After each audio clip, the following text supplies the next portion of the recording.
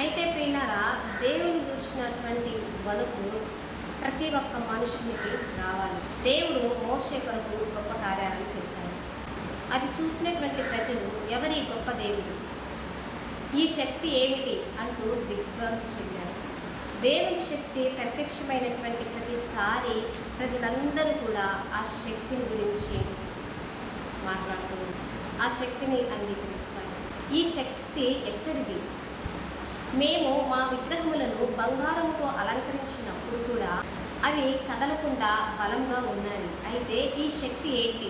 ఈ యొక్క విగ్రహాలను దహించి వేస్తుంది, ఈ యొక్క విగ్రహాలను కదల్చి వేస్తుంది, ఈ విగ్రహాలను కొట్టిపారేస్తుంది. ఏంటి శక్తి అని చెప్పేసి ఆ యొక్క ఇశ్రాయేలీయులు ప్రజలు ఎదుట దేవుడు చేసినటువంటి గొప్ప కార్యాలను ఐగుప్తు ప్రజలు చూసి భయము, ఆందోళన, వణుకు, కలవరపాటు